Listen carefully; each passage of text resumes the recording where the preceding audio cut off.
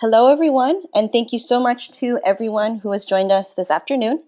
My name is Trixie, and I am the Associate Director here at Diversity Abroad. Thank you for joining us for today's webinar on the Global Student Leadership Summit, what it is, why you should be there, and how to get nominated. Today's webinar will be recorded, and so just to share a few housekeeping items before we get started on today's presentation. This is an interactive webinar, so although every attendee is on mute, you will have the opportunity to type in your questions or comments, and you can also virtually raise your hand at any point when asked throughout the presentation. So we certainly encourage you to speak up and get involved, and feel free to ask us any questions as we go through today's presentation. So let's get started. The agenda for today's meeting, we're going to put it up in just a little bit, but we're going to start by giving a little bit of context and background information about our organization, Diversity Abroad, for those of you who are joining us perhaps for the first time for a webinar, or maybe this is even the first Diversity Abroad event of any kind that you're involved with or have heard of. And then we'll give a little bit of information and context about what the Global Student Leadership Summit is. We call it GSLS for short, so when you hear that acronym, know that that's what we're referring to. We'll talk about the benefits of being there, the technicality and logistics of how to get there and how to be nominated in order to participate. And then we'll hear from one of our GSLS participants from last year, Alex, who will talk a little bit about her experience and share what she kind of took away from that experience. And we'll close the webinar with some next steps and where to kind of go from here, as well as answer any questions you all might have from throughout the presentation. So let's get started. So my name is Trixie again, as I mentioned previously. I am the Associate Director of Student Services here at Diversity Abroad. This is a photo from last year's GSLS, and that's me way in the corner. So GSLS and Diversity Abroad have been part of my work at the organization for about 3.5 years now. I work on a lot of different student resources and information sharing that is meant to support students in getting access to global opportunities and experiences. And so I'll definitely give you a little bit more context as to what that means in the next few slides. I'm excited to tell you more about Diversity Abroad, especially for those of you who are tuning in for the first time. And so if you all don't mind, those of you who are tuning in, raising your hand, there's a little hand icon, and you can raise that to indicate if this is your first Diversity Abroad learning opportunity, or this is the first time you're hearing about our organization. So if that's the case, do you mind raising your hand just so I know who's in the room? Okay, a couple of hands. Thank you, everybody who raised your hand. You can put your hands down. So I'll give you a little bit of context about Diversity Abroad and our organization's work and what we do. So Diversity Abroad has been around since 2006. It started as a student website, diversityabroad.com, which still runs today. And that website has all kinds of resources and information and tools to help you navigate the global education process. So whether you are a student looking to study abroad for the first time, or whether you are trying to find scholarships to fund the experience that you found through your school, there's all kinds of resources that we have available to you that you can explore on our website. So we're going to go ahead and put up the next slide, and you can see what our website front page looks like when you go to diversityabroad.com. And so you can see there's all kinds of resources, information, articles, country guides, just a lot of different resources to help you understand the process. So we encourage you to check out diversityabroad.com if you just haven't yet so far. Our organization also works with professionals in hoping to support professionals who work with you as students. So some of our listeners on today's webinar might be administrators or advisors or faculty that are working with students. And to those of you who are joining, welcome. In addition to diversityabroad.com, the student website for students to access free, useful information, we also have diversitynetwork.org, which is our professional development consortium of over 230 schools and programs. And so if you are tuning in and you're wondering what are some best ways and practices that you can support your students from diverse or underserved backgrounds, I certainly encourage you to check out that website as well. However, one of the things I do also want to add to today's presentation and put on everyone's radar is the Diversity Abroad Conference. And so if you go to this website, you can see the URL at the bottom, conference.diversitynetwork.org. You can read more about this opportunity. It's a one-of-a-kind conference that really brings together professionals and students that intersect in international and global education. We bring people that are from multicultural or diverse and diversity inclusion offices. So really, if you are working in this field and you're interested in our mission, which is to see more students from diverse and underserved backgrounds having access to and being able to attend programs in other countries, this is certainly the place to be. So this year, our 6th annual conference, as you can see, is taking place April 7th through 10th in Miami, Florida. And the Global Student Leadership Summit that we'll be talking about today is being held concurrently during this professional conference as well. So we'll go into some of the details about how that works exactly and how they kind of complement each other and are working at the same time. But certainly for those of you who are listening, I implore you to check out our website, and we'll talk a little bit more about that in just a bit. So obviously everyone is here, hopefully listening in because you have heard about the Global Student Leadership Summit either by visiting our conference website, our student website, maybe you follow us online, maybe you are part of our listserv, and maybe you've recently gone abroad and you're looking for what's next. How can you take that experience that you had when you were abroad either last semester or sometime last year, and how can you leverage that to help you prepare for whatever is next? Whether it's whether you're graduating from your undergrad, maybe you're just going into your senior year, maybe you're a recent graduate and you're looking for what's next. All of those answers and more can be found by participating in our Global Student Leadership Summit. So let's get to it. So what is the Global Student Leadership Summit? It's a lot of things, and I'm really excited for Alex to talk to you all later to give her own testimonial as to what she experienced as a student at GSLS. But this is just a quick glance at what students can really expect from the Global Student Leadership Summit. First of all, it's really an opportunity for you to talk about your international experience with other students and professionals. Again, this is a student conference being held simultaneously with other professionals from around the country and around the world. And I think it's a really great opportunity for you as a recently returned student to really process what that means, to really think about what your experience was able to provide you as a young leader, as a global citizen, and helping to talk about those kinds of experiences really helps you in understanding and processing that experience. Not only will you get to talk about your experience, you'll get to participate in workshops that are really honed in on helping you prepare for what's next. So from a resume review to how do you job search in today's market, depending on your field, we'll give you a lot of tools and tips for how you can just navigate whatever is next for you. You'll also learn how to articulate and leverage your international experiences. So I'm sure everyone who's on this webinar right now who has been abroad came back home and got that question. So how was it? Right? I think all of us can relate to that question. And our answers kind of come out the same, right? You can feel free to chat in the question box what some of your more common answers are. But I can almost guess it would be, it was amazing. Oh my God, I loved it. I wish I could go there again. So there's all kinds of great outputs, obviously, from having a global experience, but we may not necessarily have the right kind of words to adequately articulate what that experience abroad has done for us and given us in terms of our professional development and skill sets, right? And so being at GSLS will really give you the time and opportunity to think about that and really think through what are some of the key phrases and things you can think about when speaking with potential employers or when you're applying to graduate school that might really resonate with the people you're communicating with. You'll have the opportunity to also identify potential new career opportunities. We'll have all kinds of providers and organizations that will be there and present to you. So you'll have the opportunity to realize, how many different opportunities both in the US and abroad are actually out there.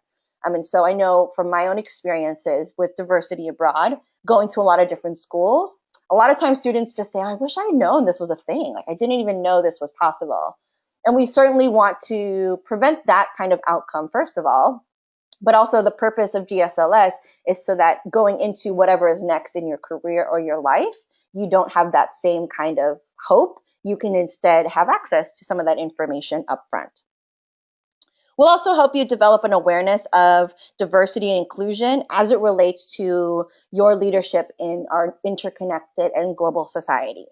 And what do we mean by that? Diversity abroad, as hopefully you all know by now, by our name and our mission, we want to see more diverse students become leaders in our global community.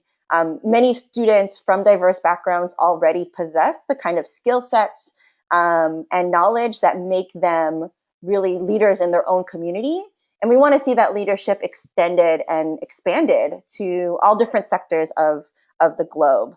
And so really embracing that what makes you a diverse voice or how your own experiences have informed your life, those are really assets that help make you an even greater candidate for a potential position.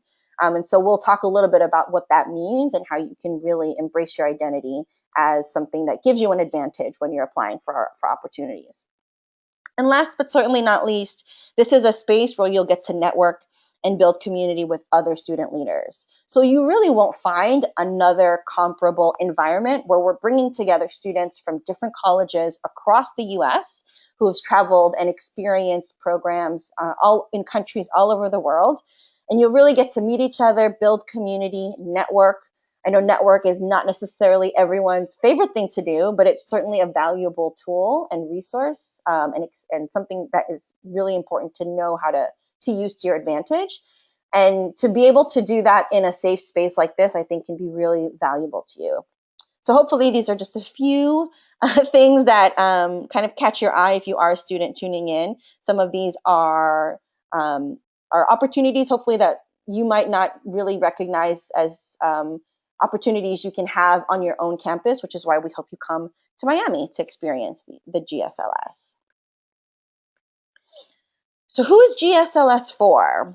We certainly don't turn students away, but that said, we do have a particular subset of students in mind. Specifically, we do want to see a lot of those diverse and underserved students participating in this program, because those are oftentimes the students who don't necessarily have the communal space on their home institution or campus where they can talk about some of these issues. So while we don't label specifically who those students might be, here are some of the ways in which they might identify. Students who are first generation or first abroad. When we say first abroad, we mean oftentimes students who are going on a plane for the first time. Maybe you're the first in your family to have left home for a significant period. And a lot of those are really, there's a lot that kind of goes into that for you to unpack. And so we're looking for first-gen students, students from racial, ethnic, identity, minority backgrounds, students with disabilities, students with high financial need, and students who might identify as LGBTQ+. Again, we're not limiting our students to participate who might identify in those ways, but those are some of the ways in which students who have participated and been nominated in the past identify. In terms of what that means concretely and who should be coming to the conference in terms of experience, first, of course, we want students who've recently been abroad. So ideally, you have studied abroad at least sometime in the past year, either for 2 to 3 weeks, all the way up to a year or more. Students come from having different levels of experiences abroad. And so certainly at the very minimum, having at least one experience in another culture or a country is one of the requirements for participating. We want students who exhibit leadership or have leadership potential, meaning you don't necessarily have to be class president, although sure, that definitely helps us in identifying one kind of leadership style. But certainly if you have the kind of traits that exhibit leadership, and that's the kind of thing I would definitely encourage you to consider and think about when you're talking, hopefully, to the institutions and the providers who would be nominating you to attend. And we'll talk about the nomination process in its entirety in a little bit.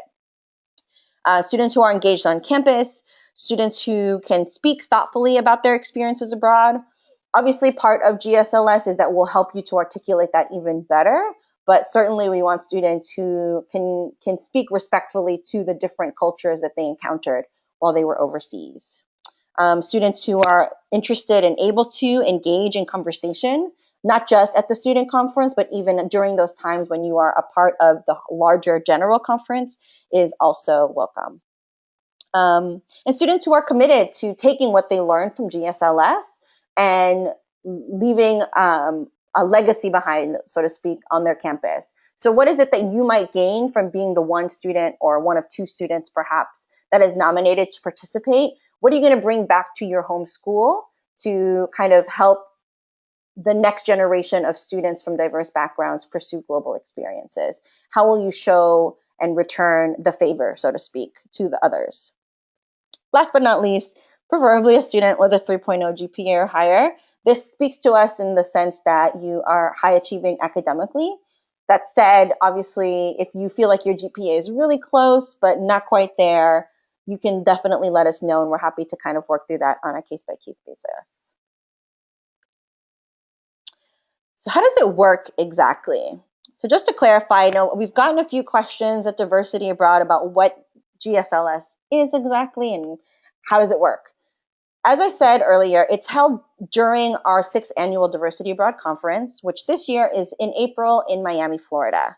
So many students who come and participate are also coming with somebody like a professional from their school who might be an advisor or a mentor or a faculty member, who identified them as a student leader, perhaps was the actual nominator in having you come and participate.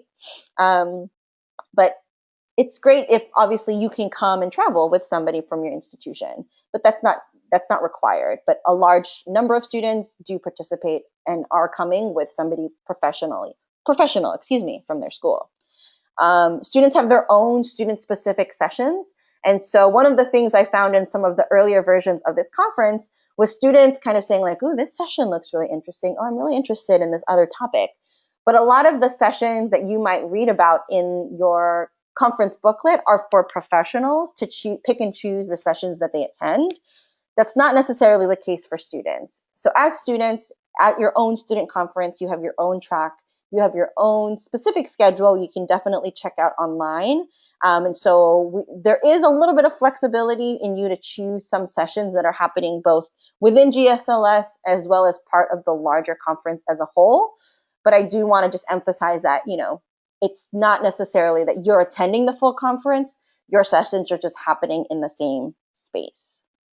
I'm happy to clarify as well if you sound a little bit confused still by what I mean by that. That said, even though you do have your own student sessions, you also will have the chance to participate in some events that are for all conference attendees. And so we didn't want to make it so that students are completely secluded and cut off from the professionals. Obviously, we want you to be there and to build community and to network, right? So I would say what you should understand is students will have the opportunity to meet professionals and to meet others who are at that conference by participating in the luncheons, a couple of the welcome and closing receptions. There are certainly intended spaces where we carve that out specifically so that you can interact with people beyond just the students at GSLS. However, students must be nominated by a host institution or provider in order to attend. What do we mean by that? So if you're a student and you're tuning in and this sounds like something incredible that you want to be a part of, we're really excited and we want you to understand that part of the reason why we want institutions or providers to nominate you is because of the responsibility financially of covering the costs to participate. So of course, funding is always a concern for any student. It's a concern for me in life, to be quite honest. And so I completely understand the concern and the reservation students might have in order to participate and cover the costs of some of these fees, which we'll go over in a little bit. But by having a school nominate you or having your program provider nominate you, they sort of accept that responsibility and can help you navigate how to cover other costs that perhaps they can't cover. And so you can see on the last bullet point here, nominators typically cover the student attendance, which includes the registration fee, the accommodation at the hotel where our conference is being held, or even a nearby accommodation that might be more cost effective, as well as travel costs. I also did want to come back to this second to last bullet point. Nominations act directly as conference registrations. So if you're being nominated, that essentially means that you're going. We're not going to look at the student list and see who is nominated, who are we going to accept, and who are we going to reject.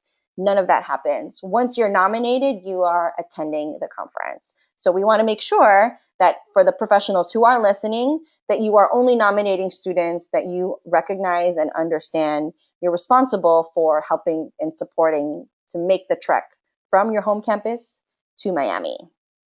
Okay. Just a look at the schedule at a glance in case you're curious. So as I said, the general conference is happening April 7th through 10th.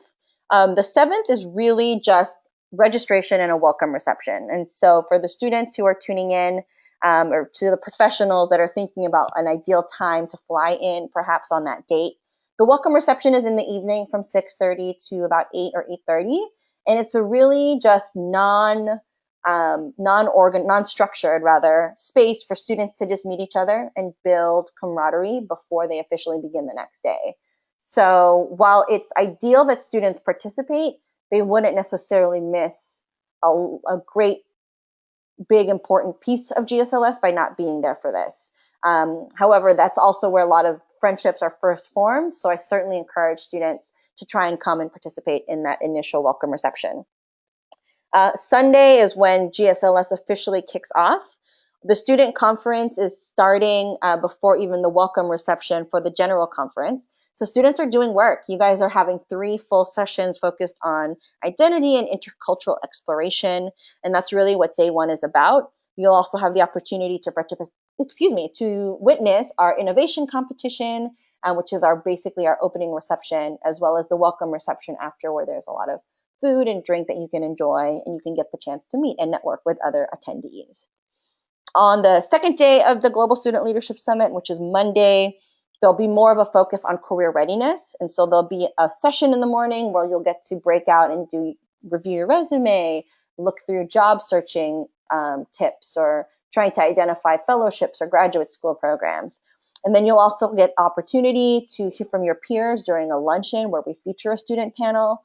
And then in the afternoon, there will be both a professionals panel where we'll hear from people about how global experiences sort of inform the work that they do every day, as well as an exclusive career reception, which I'll talk about in a little bit. Finally, on the last day, we'll have reflection and next steps, an opportunity for students to think about what can you do to pay it forward to others, either within your community or at your home campus. And then we'll kind of close with the luncheon, which is also when the general conference typically comes to an end as well. So just a quick glance at what the schedule looks like. But again, you can always check out our student website, GSLS, to see the full breakdown. So let's talk a little bit about the benefits. Why be there? Why is this important? What is there to gain either for both students who are attending or the professionals who are nominating? I cannot stress enough that there are so many benefits to being in this space. So I'm going to do my best with these couple of slides, and hopefully Alex can also share her insights as well. What can students gain from this experience? I'm going to start off with that community and that camaraderie building. Again, if you are a student of color and maybe you were the only student of color on your program that studied abroad in Spain, or maybe you are one of the few students of color on your campus, period, finding that community, that space where you can really reflect critically on your identity and find support with others who might identify similarly is really, really important. And everybody that comes to the GSLS is a leader in their own right on their campus and in their communities. And so you're just going to get to be part of something really, really special. And I don't know, hopefully I'm communicating that effectively enough. You'll establish yourself as a leader among globally minded peers. So again, some of the students I met from the first GSLS cohort 4 years ago now are doing incredible things in South Africa, in Malaysia. They are Peace Corps volunteers. They are Fulbright scholars. They are creating their own research projects with nonprofits. it's incredible what everyone is kind of up to these days. And so really finding, again, that sense of community and identifying others with like-minded interests and experiences is really invaluable. So you'll really get that chance again to unpack and think critically about your experience and your identity with respect to your experience. You'll get to draw those connections between what you had over what you'd experienced overseas and how that might inform either your academic trajectory or maybe even the professional field that you want to pursue. So maybe for a lot of students I know that I've met, they studied abroad and it had such an impact on them that they're rethinking perhaps what kind of field they want to pursue, right? So maybe before they wanted to go into public health, but now they might want to do global health more specifically. And so really having the opportunity to kind of think more broadly about where your career and your life plans can kind of really go from here. You'll have access, as I mentioned previously, to this career reception. The career reception is only open to GSLS students. So it's a really small group of students that have access to some really, really great resources and information and programs. And so we're excited to have a lot of different great opportunities, and you'll really get to have one-on-one time to communicate with some of these different programs and opportunities directly during this hour. Again, this is a one-of-a-kind event that we did it last year for the first time, and I think you'll really get to find that you'll spend a really good amount of time connecting with people who are doing great work, who are looking to hire a student just like you, and it's just a really great place to sort of establish a beginning relationship to hopefully what might be an opportunity for you in the future. You'll get to network, as we mentioned previously, with students and professionals, and of course, build memories and friendships. And so certainly students still continue to stay involved with one another and stay in touch to be support systems for each other about what applications are due when, or who's applying for what, and what kind of tips they can share with each other. Again, there's a lot to be gained from this experience.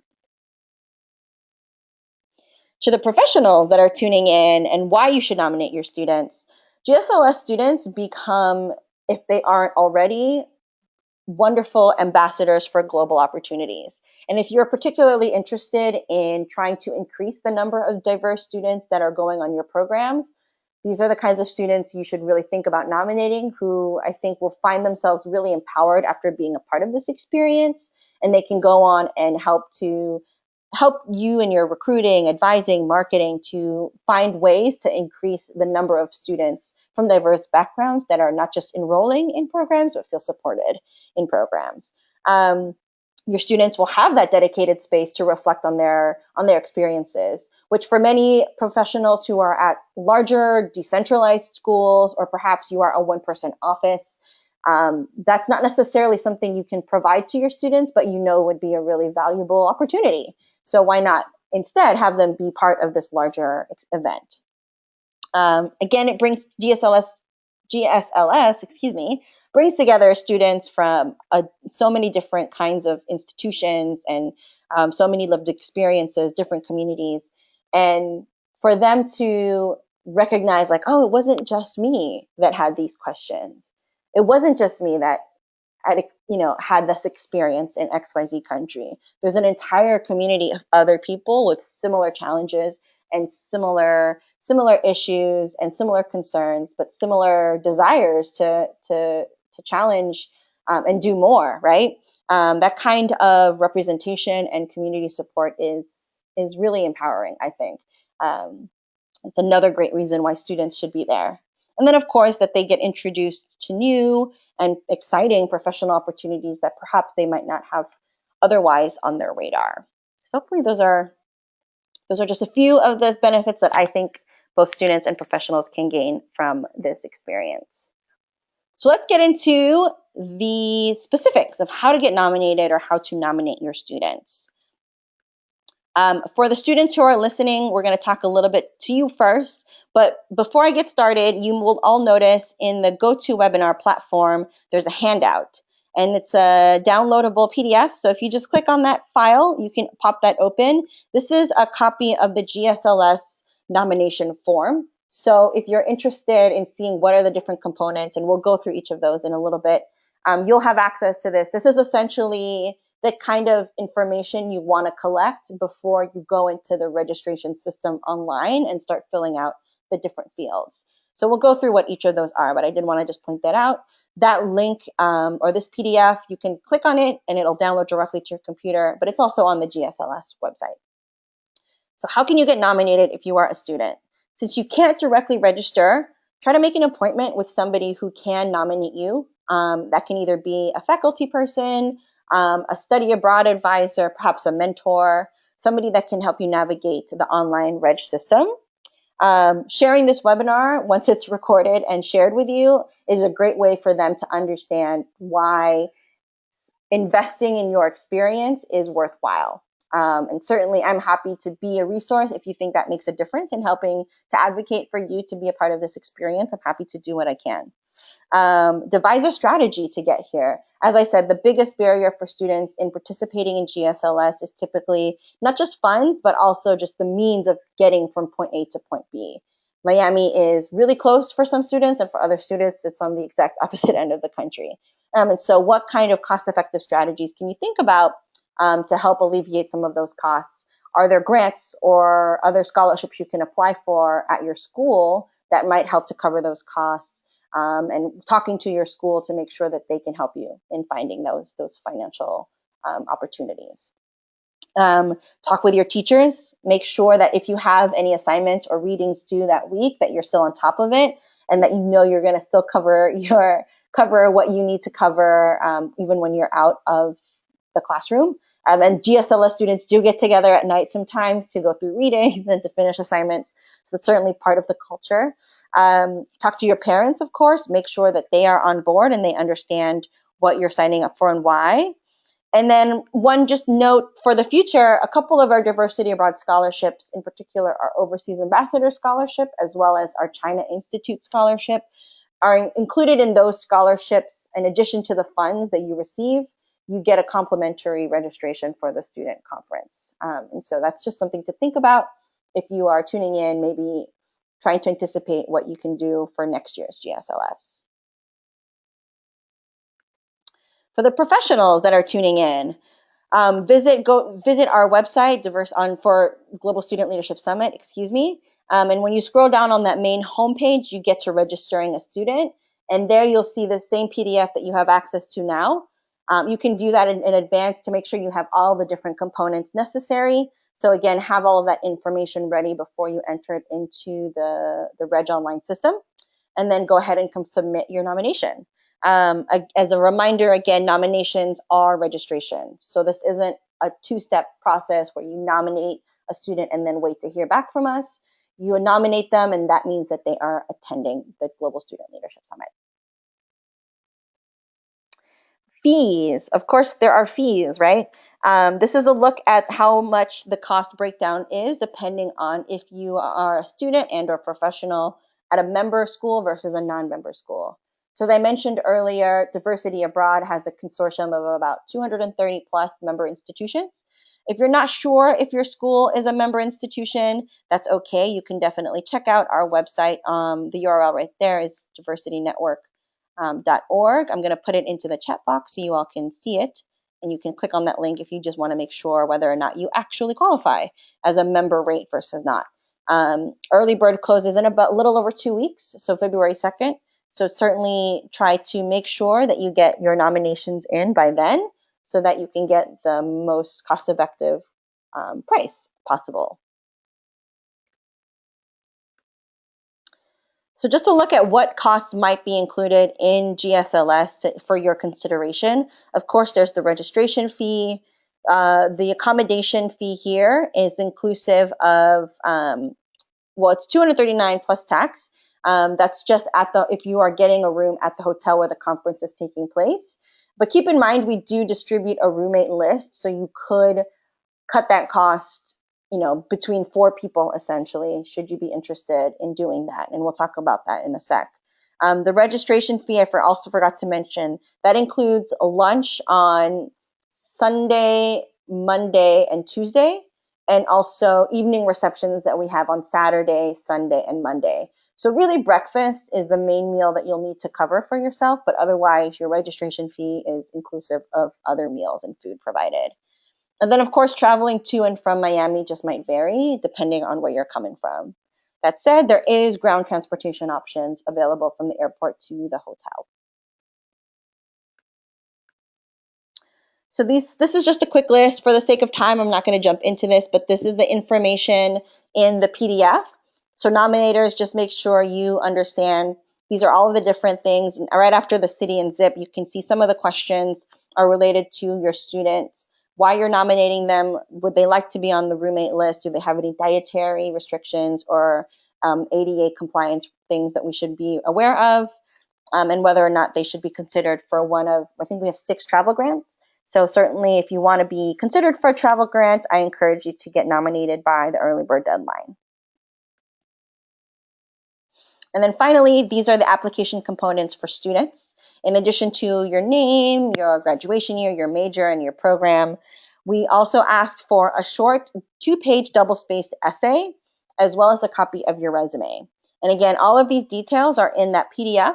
So when you pop that open, you can see the prompt that we ask all students to respond to. And just make sure that you have both that and the resume readily available so that your nominator can just go ahead and easily upload that information into the registration form online. And so it should all be easy and ready to go.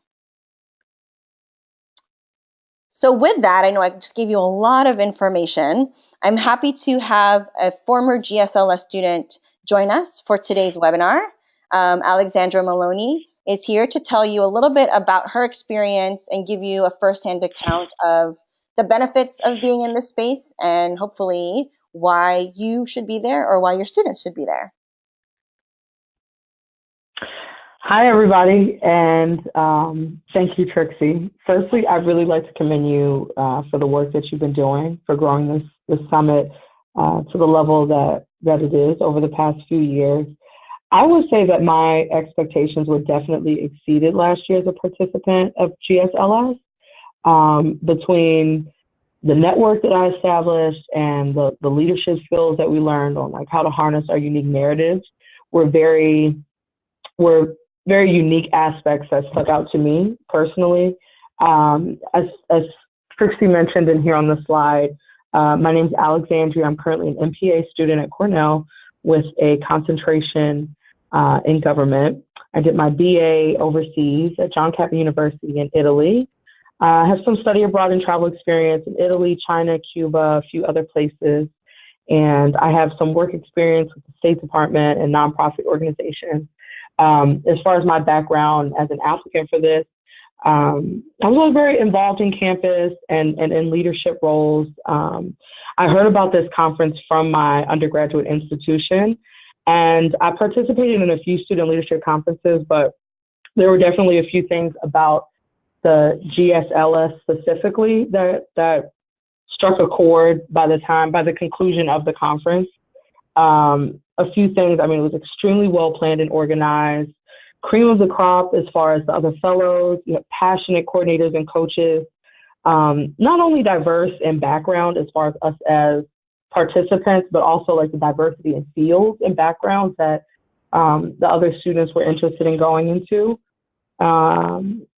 And I'd say like the workshops, they gave us very like invaluable information on how, again, to really harness our narratives and how to harness our experiences to be impactful, whether it's to crowds or individuals or representing on behalf of our institution.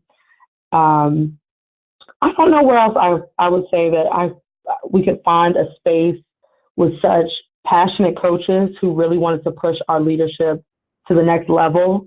Like for me, one impactful moment, the idea that the CEO of Diversity Abroad, Andrew Gordon, he took almost an hour. Like usually at conferences, the CEO will come in and kind of wave and take one photo and leave. And the fact that he came in for at least an hour, like multiple times throughout the conference, while all these other things are going on, to speak to us, give us advice, give us leadership advice, answer our questions. I think that was very, very an impactful moment for me. And Um, what else I can say? I liked also that we were challenged to speak out during some of the larger events. We would, whether it's a luncheon or a social event, we were kind of challenged to go speak to some of the big wigs or the influencers that they have at this conference. And the fact that, the other students here that are participating, they're not, Joe Schmoes. Okay. We're all leaders. So I like the idea that this conference helped us to kind of push our skills to the next level on kind of those like advanced areas of leadership. And I would say one note for the professionals who may be on the call, I am very grateful to my institution, to John Cabot, for sending me, one, because of the things that I learned, but also it was an opportunity for me to give back to my institution, whether it was like through recruitment or with admissions, or, helping out in the office in different ways. I think that it's an opportunity for, schools and organizations to have a presence at this conference. And I don't know, honestly, it's impacted me so much that I'm coming back this year again, to help Trixie and the team. So I'd say the skills that I learned, they absolutely helped me with my grad school applications. A lot of the skills that we learned, I remember utilizing them in my interviews and how to kind of harness my experiences to best display my skills and abilities. I know I definitely did for my Cornell application. And also another big thing with this conference specifically was some of the workshops that helped us fine tune our actual career path. I knew walking in, I kind of had a general idea of the direction that I wanted to go or the field that I wanted to go in. But coming to this conference and really sitting down with the coaches and having honest conversations about, what are our strengths and weaknesses, where could we see ourselves going, and also being exposed to areas that I personally may have not been exposed to before this conference, going into it. So if you're looking for a summit where you can build your international network, represent your school, take your leadership skills to the next level, around other very cool and passionate students from around the world, then I would say that the Global Student Leadership Summit is definitely the place to do it. So I don't want to talk your ear off, Trixie, so I'll go ahead and hand it back over. No worries. But feel free to, if any students have any questions, that you can, direct them to me at any point. Absolutely. Thank you, Alex, so much for that sharing your experience. And so certainly to any attendees who are listening, if you have student-focused questions, feel free to type those in, and I'll make sure to read those aloud. And we'll get to the question slide in just a second, and I can share any of your questions with Alex when we get there.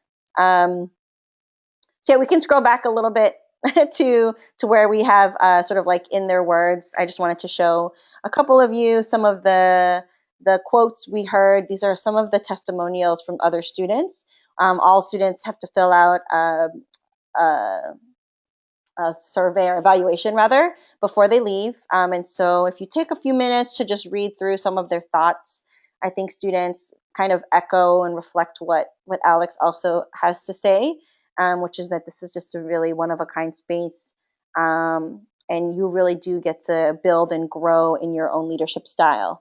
And so hopefully you can be there and be a part of this really unique opportunity. I do also want to share on the next slide, we have a couple of links. And again, I'll share this slideshow with everybody after the presentation ends. But there's a lot of different student testimonials and articles we've written about GSLS as it has existed in the past. At the bottom, there's another article or blog rather that I wrote about the benefits of having GSLS. So if you are a professional tuning in looking for that resource, I certainly encourage you all to take reference of those and feel free to read them when you have the chance. So now we can get to the point where if there are any questions for either myself or for Alex, our student who was a GSLS participant, feel free to type in your questions into the question box. There's certainly no question that is inappropriate or can't be asked. There was a lot of information. So any questions that you might have with respect to next steps, where to go from here, Whether or not this is the right fit for you, we invite you to ask us your questions.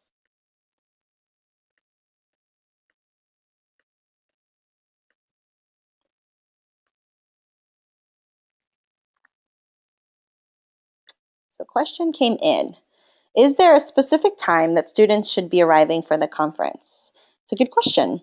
So the conference officially begins on Saturday, April 7th. We have a welcome reception that starts at 6:30 p.m.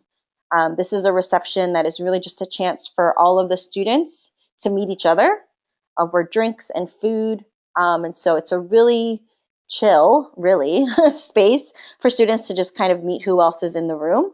So if you can get to the conference by that in order to participate in that reception, which starts at 6:30 on Saturday the 7th, that would be great. The only other thing happening that day is registration is open from about noon onwards.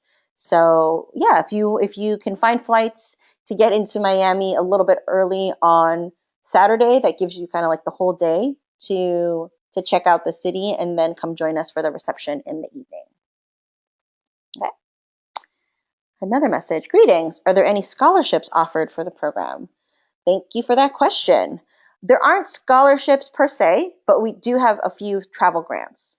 So the travel grants are $250. There's about 6, I believe, that we have. So if you're interested in being a candidate for one of those travel grants, definitely talk to the nominator who would be submitting your registration. We do ask them that question of, would you like your student to be considered for a travel grant? And that's a question for them, especially if, for some schools, they know that they have the funding to cover the cost of sending a student to participate. And for others, they know that they kind of have to scrap some of that funding together.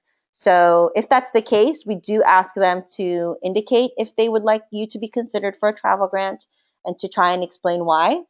And we do prioritize giving travel grants to students that are nominated by that early bird registration deadline. So again, if you do think that funding will be a bit of a hindrance, but you want to participate, definitely talk to a nominator about getting your nomination in by the early bird deadline. Okay? Hopefully that helps. Any other questions? Sure. If students were interested in the roommate list, when would that go out? Great question. So essentially, nominations can come in continuously. Like we have a couple that have come in already, and then we still leave it open really up until the actual conference, should people be considering nominating students up until we start the conference, which is not ideal, but it's possible. The roommate list will go out after the regular deadline, I believe, for the nominations closes. I'll double check when that is, and I'm happy to message you back, Anna, because I do have your contact information from your registration. But we essentially will, if everybody who indicated on their form, would you like to be on the roommate list, everyone who says yes will get added to an Excel spreadsheet, and we'll put all the students' names, phone numbers, emails, and gender identity on this list so that students can then independently reach out to other students who are going to be participating. And so it takes a little bit of coordination, but Diversity Abroad does not oversee the logistics of that process. So it certainly takes a lot of back and forth and coordinating with other students who are on that list. So certainly if you need support in that, definitely talk to your nominator. Sometimes nominators from different schools or different programs know of other people, and they know, for example, oh, my student's going to be there too from the exact same time and day, so maybe we can make them roommates and pair them up. So that kind of coordination we're really hands off with that, but that should go out probably by the end of February at the latest. That was a good question, though. There's another question that came in. I'm currently living abroad. Will it require me to go home to process my visa? That is a good question. If you are currently abroad, and if that breaks some kind of visa rules, I would talk to whoever it is that supports you with that visa process on your home campus. So if it's the academic advisor or an international student advisor, they can help you to be clear about what the terms are of your visa. We certainly wouldn't want you to violate anything in order to participate. And there might be exceptions to the rule depending on the country you're in or for how long you've been gone. And so you can certainly email me for further clarification. I'll put up my contact information in a little bit. But yeah, I would say direct that question to somebody on your campus, because they would know the specifics to your situation. Somebody else asks, can a school nominate more than one student? Also, is there a spot for the nominator to make the note that nominee has been an overseas ambassador or recipient of another diversity abroad grant? Hi, Chanel. So a school can nominate more than one student, absolutely. Obviously, that depends on the school's funding and whether or not they have the means to support financially more than one student. Typically, schools will send about 2 students at most on average, if not just one student. Very rarely are they sending more than that.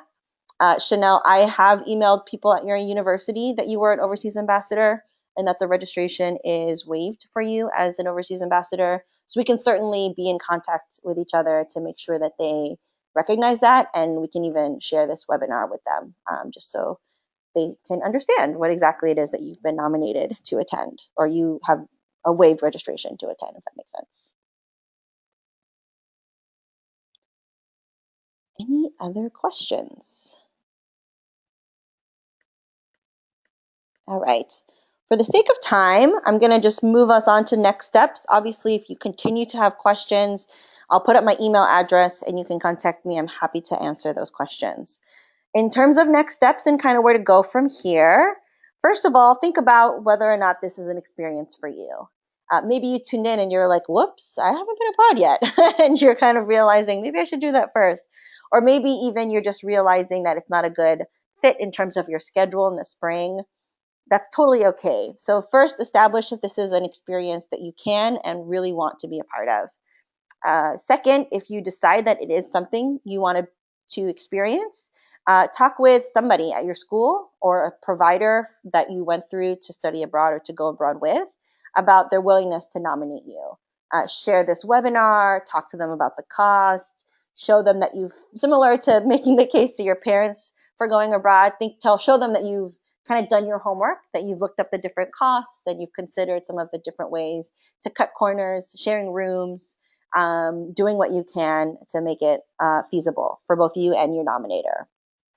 Remember that early bird nominations close on Friday, February the 2nd, which is a little over 2 weeks from now.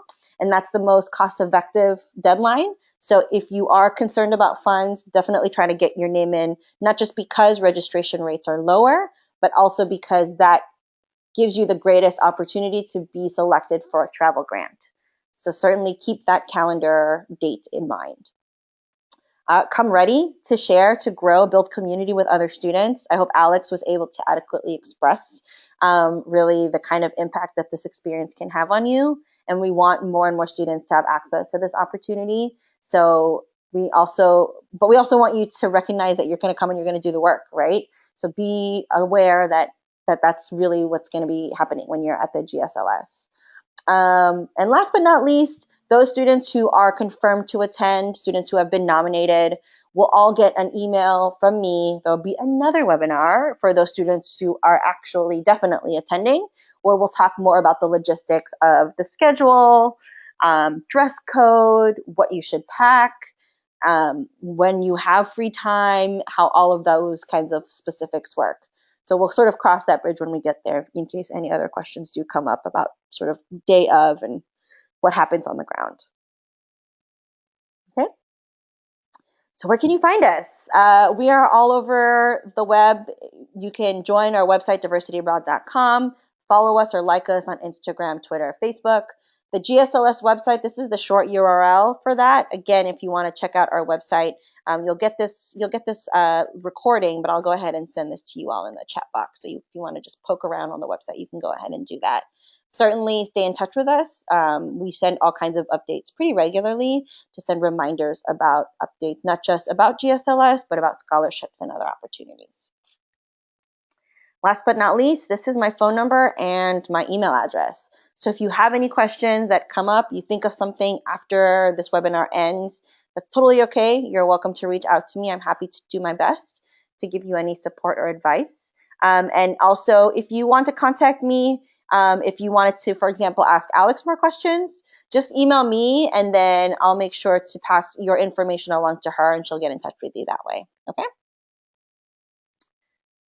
So with that, it is now we're on the hour, 7 o'clock for those of you on the East Coast.